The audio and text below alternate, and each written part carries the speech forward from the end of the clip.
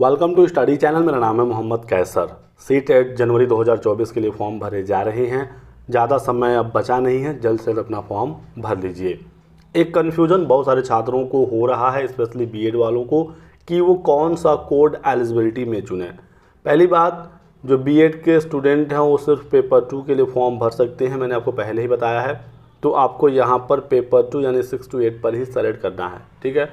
DElEd वाले student जिन्होंने graduation plus DElEd किया है वो दोनों पेपर के लिए एलिजिबल हैं, ठीक है। तो यदि आप बीएड स्टूडेंट हैं, आप यहाँ पर पेपर 2 सेलेक्ट करेंगे। लैंग्वेज 1 और लैंग्वेज 2 अपने हिसाब से आपको यहाँ सेलेक्ट कर लेना है। मिनिमम क्वालिफिकेशन में आपको कोड सेलेक्ट करना होता है। यहाँ पर सिर्फ 6 to 8 वाला ऑप्शन आएगा, क्योंकि हमने ऑलरेडी ऊपर पेपर 2 पर क्लिक किया हुआ है। पेपर 1 का आपसे कोड नहीं मांगेगा, ठीक है। तो अब हमें इन कोड्स में से क्या सेलेक्ट करना है, क्योंकि यहाँ टोटल 8 कोड हैं। स्पेशली कंफ्यूजन है कोड नंबर 2, 3 और 7 के बीच में। तो आपके सारे डाउट को मैं यहाँ पर क्लियर करूँगा, लास्ट तक बने रहिएगा। कोड नंबर 1 किसके लिए है? तो ये डीएलएड के लिए है। तो बीएड वालों को इससे कोई लेना देना ही नहीं है। ये वीडियो सिर्फ बीएड के लिए है और बीएड सिर्फ पेपर 2 के लिए आवेदन कर सकता है, ठीक है। तो कोड नंबर 1 गया। कोड नंबर 2 पर आते हैं। कोड नंबर 2 ऐसे स्टूडेंट सेलेक्ट करेंगे जिनका ग्रेजुएशन या पोस्ट ग्रेजुएशन में 50% नंबर है और बीएड है। यदि आपने सिर्फ ग्रेजुएशन किया है, उसमें 50% नंबर है और आपका बीएड है, तो आप कोड नंबर 2 सेलेक्ट करेंगे। आपने ग्रेजुएशन और पीजी दोनों किया है, आपका ग्रेजुएशन में 50% नंबर नहीं है लेकिन पीजी में है, और फिर आपका बीएड है, ऐसे में आपको कोड नंबर 2 ही सेलेक्ट करना है, ठीक है। एक और तीसरा कंडीशन ले लेते हैं। आपने ग्रेजुएशन भी किया है, पीजी भी किया है, आपका ग्रेजुएशन में ही 50% नंबर है, पीजी में है या नहीं है, ठीक है, कोई मतलब नहीं, आपने किया हुआ है, ऐसे में भी आपको कोड नंबर 2 सेलेक्ट करना है। कहने का मतलब है कि ग्रेजुएशन या पीजी दोनों में से किसी में भी यदि आपके 50% नंबर हैं और बीएड आपने किया है, तो आप सीटेट पेपर 2 के लिए एलिजिबल हैं और आपको कोड नंबर 2 सेलेक्ट करना होगा यहाँ पर, ठीक। यहाँ पर आप कोड नंबर 2 सेलेक्ट करेंगे, ठीक है। बाकी अन्य कोड्स हम लोग देखते हैं इसके क्या मतलब हैं। तो कोड नंबर 3 पर आते हैं। ये भी बीएड के लिए है। किन छात्रों के लिए है? ग्रेजुएशन जिन्होंने किया है 45% नंबर है, 45 से ज़्यादा 50 से कम ग्रेजुएशन में और बीएड, तो कोड नंबर 3 है। सिंपल सी बात है, यदि आपका ग्रेजुएशन में 45 से ऊपर है लेकिन 50 से कम है और बीएड है तो कोड नंबर 3, और जैसे ही 50 हो जाएगा तो आप कोड नंबर 2 वाले में आ जाएंगे, ठीक है। 2, 3 क्लियर हो गया। 4 नंबर बीएलएड के लिए है। 5 number BA, BS education, BA education, BS education के लिए है। 6 नंबर देखिएगा, ये भी बीएड के लिए ही है लेकिन ये स्पेशल बीएड है। यदि आपका ग्रेजुएशन में 50% नंबर है और आपका बीएड स्पेशल एजुकेशन वाला है, यानी कि अक्षम बालकों को पढ़ाने वाली ट्रेनिंग आपने ली है, ठीक, तो बीएड स्पेशल वालों के लिए कोड नंबर 6 है। ये भी क्लियर हो गया। कोड नंबर 7 आ गया, इसको हम समझेंगे अच्छे से। Code number 8 integrated BEd MEd course के लिए है, जिन्होंने 3 year integrated BEd MEd course किया है और पीजी में 55% नंबर है, ठीक है। तो आपने देखा कि कोड नंबर 6 बीएड स्पेशल के लिए है, ये तो अलग ही हो गया। लेकिन 2, 3 और 7 ये नॉर्मल बीएड के लिए है। 2 और 3 में भी आपने अंतर समझ लिया। 2 है ग्रेजुएशन या पीजी में 50% नंबर और बीएड के लिए, और 3 है 50% से कम लेकिन 45 से ऊपर ग्रेजुएशन में, तो वो 3 हो गया। अब 7 किसके लिए है?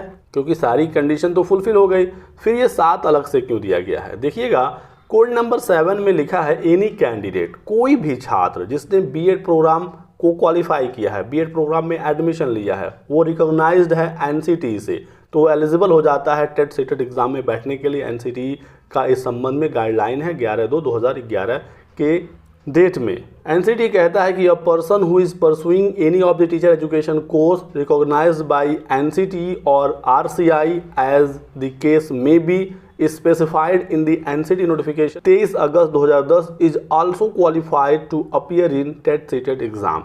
तो यहाँ पर यह कहा गया है कि कोई भी छात्र जिसने बीएड प्रोग्राम किया हुआ है या वो परसू ही क्यों ना कर रहा है, यानी कि बीएड उसका अभी चल ही रहा है, ऐसे कैंडिडेट 7 नंबर कोड को सेलेक्ट करके सीटेट का एग्ज़ाम दे सकते हैं।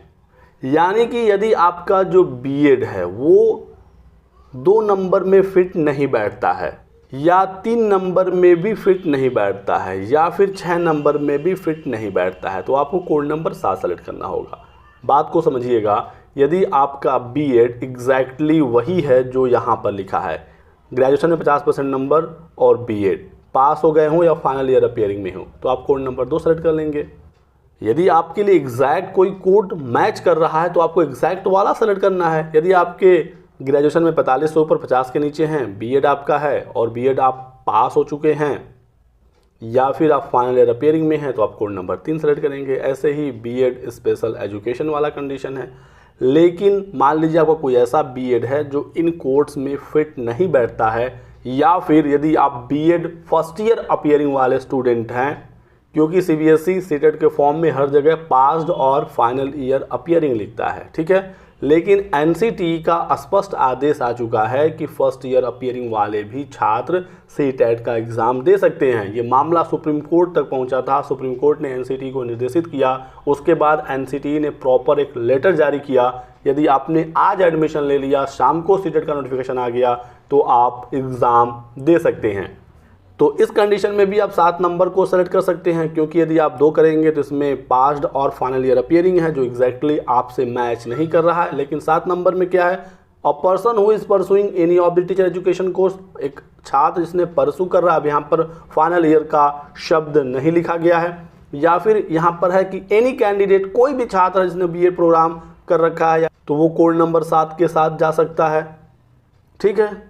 तो इस चीज़ को आप समझिएगा और ऐसे छात्र 7 नंबर को सेलेक्ट करके अपना फॉर्म भर सकते हैं, कहीं से कोई दिक्कत नहीं आएगी। और फर्स्ट ईयर अपीयरिंग को लेकर भी छात्र हमेशा से कंफ्यूज रहते हैं, चाहे वो डीएलएड वाले हों या बीएड वाले हों। आप ये लेटर देख सकते हैं दोस्तों, जो जारी हुआ था 4 अगस्त 2022 को एनसीटी ने ये जारी किया था, और इसमें ये साफ साफ है कि यदि आपने टीटीसी यानी टीचर ट्रेनिंग कोर्स में एडमिशन ले लिया तो आप टेट एग्ज़ाम में अपीयर हो सकते हैं। दूसरा पॉइंट आप यहाँ पर पढ़ सकते हैं, it is clear from the order passed by honourable Supreme Court. Supreme Court के ऑर्डर से ये साफ हो जाता है कि a candidate who has been admitted in any TTC, एक छात्र जिसने किसी भी टीचर ट्रेनिंग कोर्स में एडमिशन ले लिया and undergoing the teacher training course, और वो ट्रेनिंग कोर्स स्टार्ट कर दिया,